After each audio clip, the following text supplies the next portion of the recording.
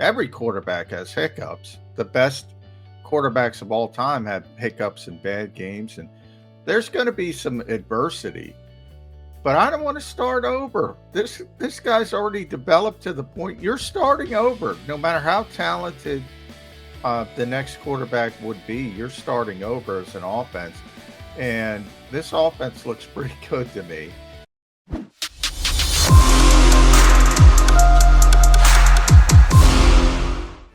You got your Mag and Mag guys here on Birds 365, a victorious Monday after the Eagles dismissed their third opponent of the year. Yesterday it was the Commanders down in Washington 28-8, and it really 24-8, excuse me, and it wasn't nearly as competitive as the score looks, as Johnny gave us in the first hour. It was over at half. What happened in the second half will go into the record books, but did it really have an outcome on the game? Not really. The game had already been decided. So, yeah, I'm going to mention it this week leading up to the game against the Jaguars. It'd be nice if they scored some second half points. They've only got 14. Some fourth quarter points. They have none in 3 games. But it really hasn't been necessary. So until it becomes a game that sits in the balance in the fourth quarter and they don't get any points and they end up on the short end of a score, it's something that we'll wait on getting overly critical about. Here's one thing that I want to be critical about. I want to critique critiques, because one of the knocks on Jalen Hurts coming into the season, those who thought the Eagles should have got out and gotten Russell Wilson and or by the way, the Eagles thought that. Let's not be revisionist historians. People blame us, blame the media. We didn't make that stuff out of whole cloth. That was your Philadelphia Eagles, so they can act like, oh, we knew. They didn't know. They did seriously inquire about 2 other quarterbacks during this offseason. But Jalen Hurts has answered all the critics. I won't call the Eagles a critic. I'll just call them a keeping all options open group. Well, again, one of the knocks on Jalen Hurts was that he doesn't get the ball out quickly enough, that he, too, holds on to it too long. Well, you saw in stark contrast yesterday a quarterback who gets the ball out quickly enough and a quarterback who holds on to the ball too long. And that was Jalen Hurts getting it out as quickly as he did, and Carson Wentz holding and holding and holding and going down. I thought that criticism was always somewhat overstated, John. I thought a more legit criticism was that he would take off too quickly, that he would feel the rush in his first, as Tommy, I thought Tommy did a great job pointing it out and explaining it.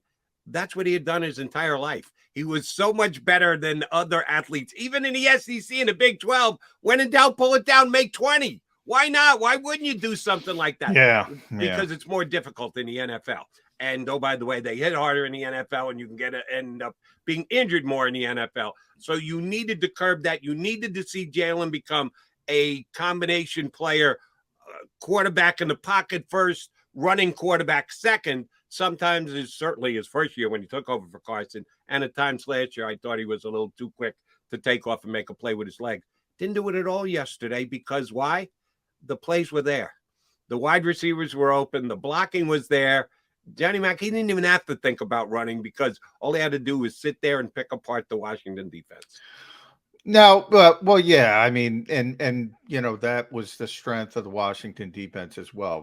When they did have the Pew designed run, and they didn't run the football well, but who cares? I mean, that's the strength of Washington, that interior defensive line, and they were able to utilize the passing game. I think more when people said that Jalen Hurts held on to the football too much, I think it was more about getting the football out late when he was throwing the football, which I think is fair. But sometimes he didn't trust what he saw, as coaches would say, and hesitate a little bit. And once you hesitate, that window closes really quickly at the NFL level. He's a great deep thrower. And sometimes last year he would get the ball out a little bit late on those plays, and that disrupts the timing. Yesterday, he had A.J. Brown open for a touchdown. He was late. One of the rare poor. He was just late, late getting the football out. So there's still he's already improved drastically, and there's still more improvement. And that's why I was talking with Tommy. It's not that he's not going to have hiccups. Every quarterback has hiccups. The best quarterbacks of all time have hiccups and bad games, and there's going to be some adversity. But I don't want to start over. This guy's already developed to the point you're starting over. No matter how talented the next quarterback would be, you're starting over as an offense. And this offense looks pretty good to me. And yeah, he's still gonna, but he's gonna get better, and he's already gotten better. And he's starting to trust himself more. He's starting to trust the offense more, and that should only improve going forward. Um, there's no reason. I say this all the time. It's my pet peeve with the Sixers in the Sam Hinkie era, and you've heard me say it numerous times. Player development is real. You don't just draft a good player or a bad player. Situations matter. It's the job of the coaching staff to get everything they can out of a particular player. Some bad coaching staffs do a bad job with that. Some staffs do a great job with that.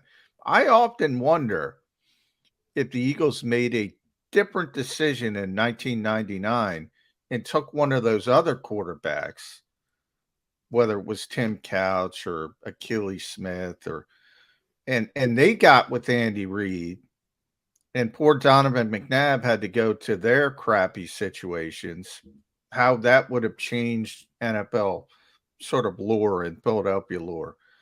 Player development matters. It really, really does. And it's funny because I had no idea you're going back to 99. Wow. I just the quarterback that I wanted in that draft, Johnny Mac, was none of the top three. I actually like Culpepper better than any of them. Dante, I covered Dante. Dante was a great, people forget. He had one of the best years ever. I'll pull it up. And I mean, he was the NFL Offensive Player of the Year. Then he had a horrific knee injury, and that kind of went things in a negative direction for him. But there was a short frame where he was completely dominant.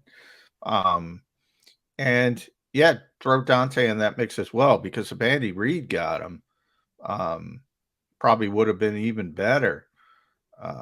And there is people think, and I say it all the time with Jefferson or Metcalf, people just think you're going to take that player, pluck him in this offense, and he's going to be the same player.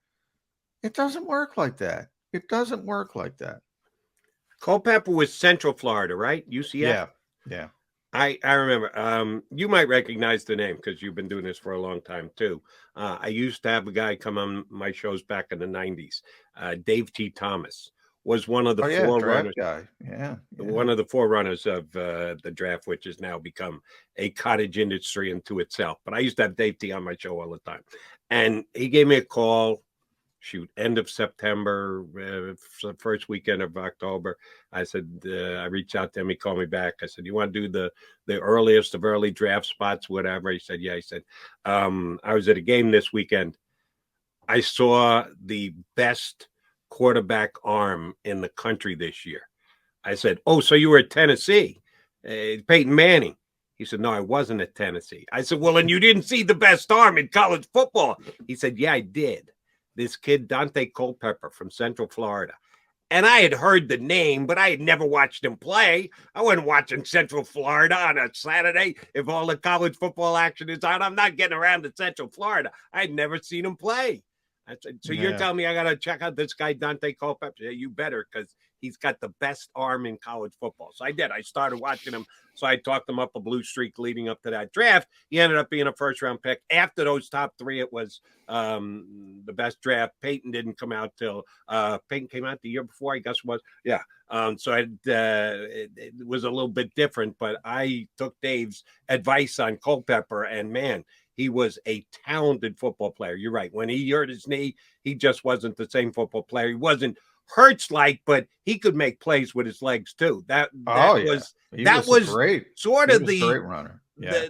The coming out party of quarterbacks who could both throw it and run with it Donovan, Achilles Smith could do it, and Culpepper were all those type of quarterbacks who could both beat you from the pocket and beat you with their legs. Jody, I remember the first time I saw Dante Culpepper on a practice field. I think it was 99, maybe.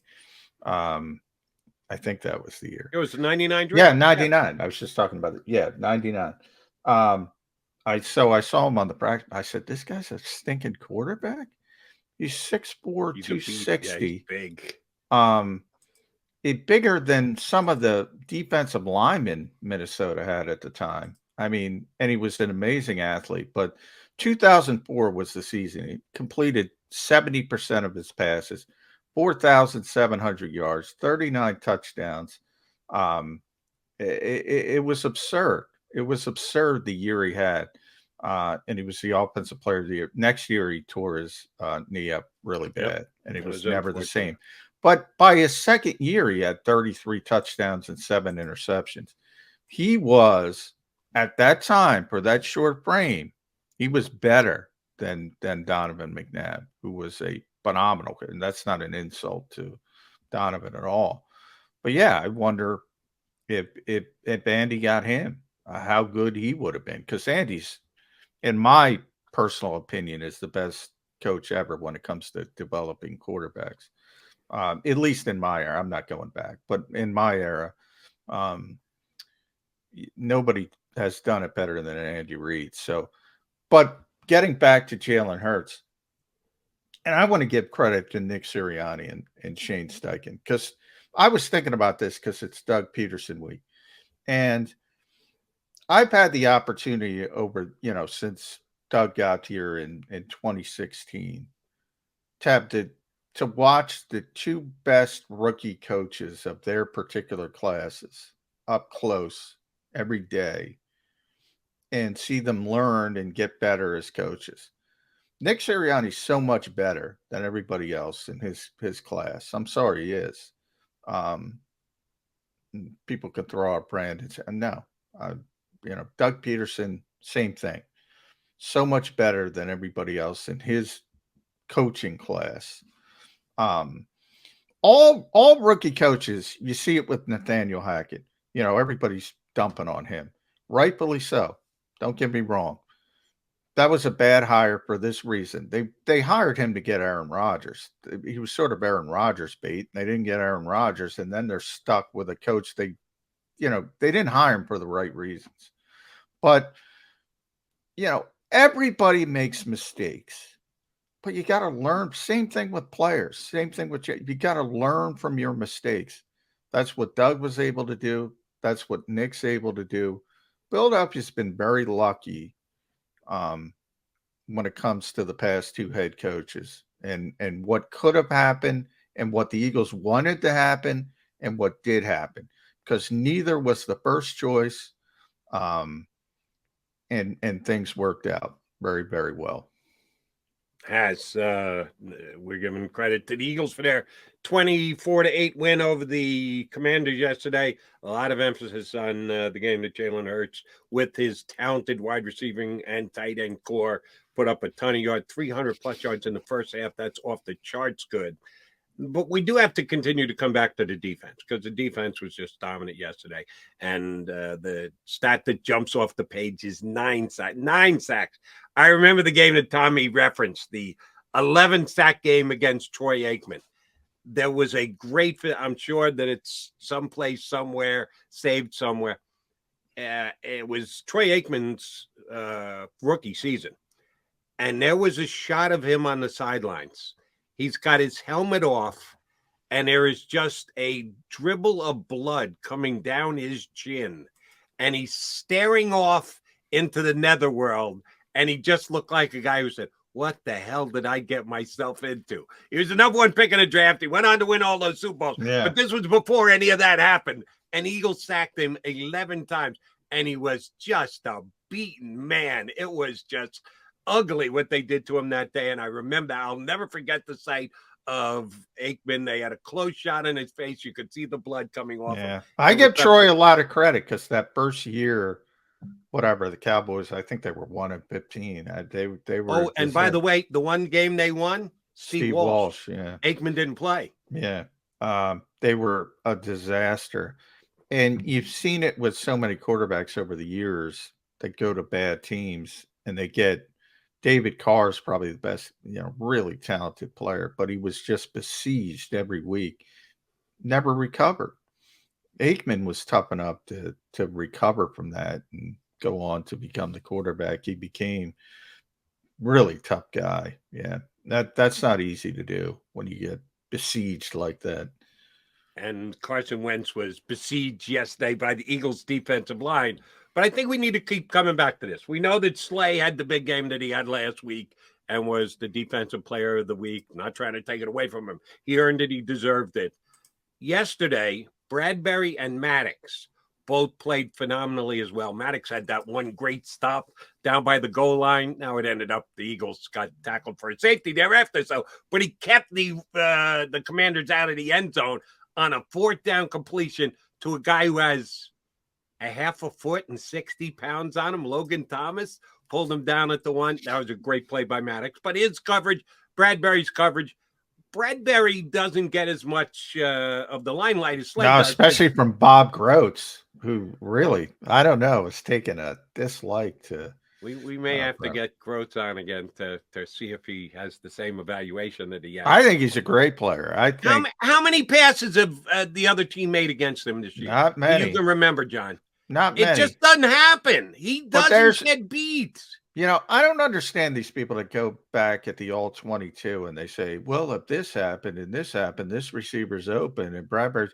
Well, who gives a flying, what? Does everybody else do that? I mean, NFL receivers get open. Part of it is cover and rush and cover. As JG always says, you got to have both ends of the spectrum. But I mean, the guy performs. He's not the fastest corner in the world. If that were the lone, trait for good corners, there's a bunch of guys who can run in this league and make so many damn mistakes in coverage, like Rashad Wildgoose. Yes. I don't know. I got to look up his 40 time. I don't care what it is. He can run track in the Olympics. Who cares? I mean, the guy knows how to play. He's got a high football IQ. He's a great zone corner. The Eagles play a lot of zone. It's a perfect fit. I don't know what everybody's complaining about. There's just something wrong about a defensive back being named Wild Goose. I mentioned that yesterday. Got cooked like a goose. Doesn't seem to fit. But you're right. You know what it was about Groats? Because it was coming off the first game when we had him. And he had, now you got to be honest here, that really bad missed tackle against Swift, who went for a 50 spot. I mean, everybody. That's one play. Yeah. One play. All right, he missed the tackle. But other than that, the guy's been phenomenal. Yeah, and they had 14 missed tackles in that opener. And that had something to do with the fact that, they didn't have one damn live environment in the preseason. They didn't play the starters. So, yeah, I mean, they were a work in progress week 1. They missed a bunch of tackles. But, yeah, you got to get over that. I mean, they knew the issue in week 1 and they corrected it. And they've been, I wouldn't say great, but they've been solid tackling since. So, yesterday, damn close. I know sacks. We don't think of sacks as tackles, but that's exactly what they are. They're tackles behind the line of scrimmage. It's different than down the field, but you throw 9 sacks into an evaluation afterwards. I would call that a good tackling game. And by the way, they tackled well down the field. Amazing. If you just break down that film, I guarantee you put those two side by side. Eagle tackling week 1, Eagle tackling week 3. There's only 2 weeks in between. Night and day, Johnny Mac. Yeah, it really is night and day. And that I thought it would be corrected because I thought they knew the issue. And it has been largely corrected. Look, people nitpick. I nitpick. You got to nitpick. When things are going so well, you got to point out certain things. So I understand why they do it. One of them is Jordan Davis in playing time. One of them's Nakobe. I got a bunch of Nakobe Dean people saying, why isn't Nakobe getting on the field? I mean, he's not getting, there's nothing wrong with it. He's a rookie. He's not getting on the field when TJ's playing like that and Right. Kaiser White's playing like that. There's nothing wrong with him. He's just a young player who's learning, and he's got the luxury of learning behind two linebackers that are playing at a very high level. There's nothing there's nothing obscene about that. In fact, it's a nice position to be in, to have a young player getting to learn and instead of being thrown into the fire. But people need to complain. Johnny, you know how big a fan of Dean I was leading into the draft. Couldn't believe Eagles got him in the third round. I'd love to see him out there playing. Edwards and White aren't letting him on the field. It's that simple. Yeah. If they were missing plays, missing assignments, missing tackles, I'd be going, how the hell did they have Nakobe Dean anchored to the bench? What the hell are they thinking? White and Edwards are playing great. They're both playing phenomenally. They're both staying. They're not no reason to take them off the field. So, yeah, Nakobe's going to have to learn to grow slowly. I hope he's playing all the special team snaps, so he is getting some activity. He's just got to wait for his time, because right now the Eagles linebackers shouldn't be taken off the field. They're playing that well. Yeah, and there's nothing wrong with it, and there's nothing, it's got nothing to do with Nakobe Dean. He's not doing anything. The other guys are good players, and I've talked about TJ since he's the most underrated player on this team. Mm-hmm. I firmly believe. So far, I've been right. He's playing at a very high level. Hopefully that continues. You shouldn't hope it doesn't continue. And then hopefully Nakobe Dean can get involved later when you need him down the line. I gotta say this, because our buddy Rob Motti just broke it. Some good news in the NFL. The Pro Bowl is dead, Jody. The Pro Bowl is dead. It is replaced by the Pro Bowl games, taking place in Las Vegas, of course. A week-long celebration of player skills featuring exciting new format, and they're going to have a flag football game at the end. So the Pro Bowl, the worst all-star game in the history of creation, is finally dead. So good for you, NFL. Good. I agree wholeheartedly. I might argue that the NBA and the NHL All-Star Game are equally inept, because there's no defense played in any of the three. At least Major League Baseball's game is batter against pitcher, and the guys actually do try and catch the ball when it's hit to them. They do play some defense in that game. So there's one real All-Star game, and then there's three facsimiles at best. Good for the NFL for moving off it, because it sure as heck wasn't necessary. But here's the big question, John. This is serious stuff, because I know you do it. I know I do it. I know a lot of us do it. When giving a recap of a guy's career, evaluating, even while he's still playing, he's a 3-time Pro Bowler. He's a 5-time Pro Bowler. Will we now say he's a 6-time Pro Bowl competition player? Does that really mean? And I'm guilty. I'll put my hand up. Guilty as charged. I always make sure I prerequisite with All Pro first. He's a 4-time All Pro, 6-time Pro Bowler. But I do mention Pro Bowls. We use that as kind of a defining line in part. Does that now go completely by the ball? What if you are an all-time great at the Pro Bowl competitions? Does that raise your level of how we look at you when your career is over and done? No, I don't think so. I've been advocating this for years anyway, and this is what I think is going to happen. They're only going to invite Pro Bowl players for the Pro Bowl skills competition. So I've argued for years. Well, are you suggesting more are going to show up than usual? Because you know the way the Pro Bowls work. They have the first announcement, then they have the replacement announcement, then they have the replacement of the replacement announcement, and then finally you get down to about the 6th guy at a position who should make the team who actually played in the game. Mainly, I think more will show up. I think, Vegas helps, and I think, Hawaii always helped as well. But I think more will show up because there's no game and they can have some fun during the week. But it's not like they're going to be inviting non-Pro Bowl players. So I've said for years, keep the honor, lose the game, because the honor is important not only for what you said, but contracts, Pro Bowl is always used as the standard for incentives and things like that. So keep the honor, lose the game. That's what they're going to do. So you're still going to have Pro Bowl players. They're still going to be naming the Pro Bowl team. And, now that they've readjusted the schedule anyway, you have the Super Bowl teams. It's the week before. You have the Super Bowl teams that can't be involved anyway, and they always have a bunch of Pro Bowlers. So you're still going to have some replacements. I imagine we'll cut that down though, but the Eagles aren't going to have to worry about that because they're going to be in Glendale, right? We're getting our. They're not going to have any people participating in Pro Bowl week. One of the two Mac and Mac guys did pick the Eagles. Yeah, the Super Bowl. not me. I'm still hesitant on that one. Right. By the way, if the season ended today, Jody, and newsflash, it does not. But if the season ended today, the MVP is Jalen Hurts. Yeah, I might lean toward that former teammate of his, the left-handed kid down in Florida. Oh yeah, you love Tua, man. I'm going Jalen Hurts over Tua. And now this will take off every single Eagle fan watching right now. The Dolphins have been the best team in football so far. Now, you can only do what you can do. And the Eagles' schedule is the Eagles' schedule.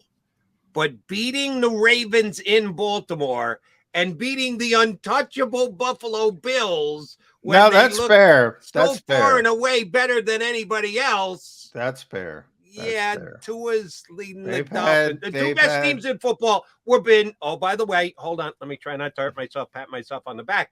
The Eagles and the Dolphins, yours truly selection to play in the Super Bowl this year. They have been the two best. Sorry to say, the Dolphins are slightly ahead of the Eagles, and Tua would be slightly ahead of Jalen. That's fair. They've had a much more difficult road to 3-0 than the Eagles. So I wouldn't disagree with you there. But I want to point to Birds 365 fans that Johnny Mac's not the hater. Jody Mac is the hater for the Eagles and Jalen Hurts. How are those Niners going to the Super Bowl this year? Yeah, Jimmy G looked good last night against that Denver defense. What was your pick to go to the Super Bowl this year out of the NFC? Despite the football after week 3. I'm the hater, huh? I got the Eagles in the Super Bowl. You got Jimmy G in the Super Bowl, but I'm the hater. Well, first of all, when I made the prediction, it had nothing to do with Jimmy G. And Trey Lance got hurt and Jimmy G's back. So I took a big blow there. Anybody who knows me knows I'm not a Jimmy G fan. But yeah, despite the football after week 3, that's what Eagles fans are doing. I'll go back to being the hater. Spike the football after week 3, but there's going to be travails up ahead. I don't know where they're coming, but they're coming. Good team, though. Good team. Very good team. So now you get on me spiking the football. You just called Jalen Hurts the MVP of the NFL. I said, who's spiking the football? If you rewind, I said it's week 3. And oh, by the way, the season doesn't end today. Yeah. But if it did end today, we got our buddy Chris Franklin popping in the green room. If it did end today, I think he's the MVP of the league. But it doesn't. It doesn't end today. Understood. If it ended today, it would be the Eagles and the Dolphins in the Super Bowl, and I'd be a rich man. Well, you still got to have the playoffs, right? You got to get through the playoffs. Understood. That 3-game span of who would even be in the playoffs? Do we have that information? Who would be the seeds? We don't want to go down that road. We need to do a little tiebreaker magic because there's a whole bunch of teams that are 2-1 and 1-2, but there are only 2 that are 3-0, and that's the Dolphins and the Eagles. All right, McMullen and McDonald coming back. Chris Franklin, NJ.com, joins us next. Stick around.